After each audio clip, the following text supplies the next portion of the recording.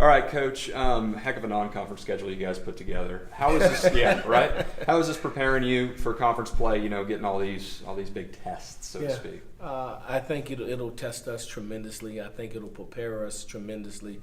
The key is unscathed, to get out of this non-conference schedule with good health. And if we're able to do that and continue to progress, our team will advantage ourselves from doing so. And Coach Snyder recently signing a 5-year extension at 78 years old. Yeah. What kind of respect do you have for him and seeing his career, that longevity? A living legend, a guy who has done it 25 plus years in a very volatile profession, has done it steady, consistently, the right way.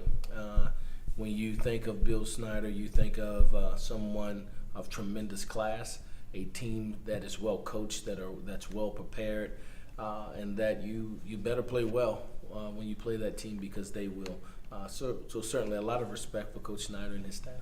Do you have any, could you see yourself coaching at 78 years old? No, not at 78. A lot of years to come, but I don't know about 78. Yeah, that's a long time. Their quarterback situation is a little interesting with Alex Delton and Skylar. I hope to be alive at 78. If I'm in good health and alive, I'll be thankful. I'm sorry, go ahead. That's good stuff. The quarterbacks up there, you got Alex Delton and Skylar Thompson, too. A little bit different quarterbacks. What have you kind of noticed in your study on them, too? Both talented. That team will go based on that offensive line. And so whether it's quarterback run or design throws or design runs in general, the offensive line will lead that team. I think the quarterback position are guys that are talented and that fits exactly within the scheme of what they're trying to get done. We saw them struggle a little bit with South Dakota, then last week a rough one against Mississippi State. Yeah.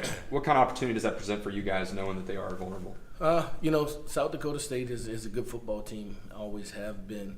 Mississippi State is a formidable opponent in the SEC, and yet the score could be deceiving, because when you watch that game and you make individual cuts and isolate combination blocks or one-on-one pass rush or one-on-one routes or coverage, you see that they were able to match up with a very good Mississippi State team at times as well. I mean, preseason top 20 team, that just doesn't happen.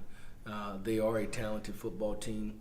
Hopefully, we don't catch them in full stride, and we can go up there as we're progressing in full stride and play well against a very quality football team. I know you were mentioning this over at the round table, but the progress you saw from Arizona State to Baylor, carrying that over, if you do see that same kind of progress into this game, how much of a chance does that give you? Yeah, I think we have a great chance. If we're able to make the leap that we made from 1 to 2, all the way from 2 to 3, I think our team gives ourselves a chance to win this football game. But we have to make that, and they're not going to lie down and allow us just to go about making that progress. It'll be a tall task, but our team is up for it, and I believe. And this week's preparation will kind of dictate that. And, losing, no one likes that. But how are the guys kind of hanging their heads high after seeing, the way that they played on Saturday? Yeah, so I always tell them we finished second. Just word usage. I never use that L word. So we finished second on, yet again, on Saturday. And pointed out the things to our team. And what I said to them was, when we're good enough, we'll be good enough to earn a victory.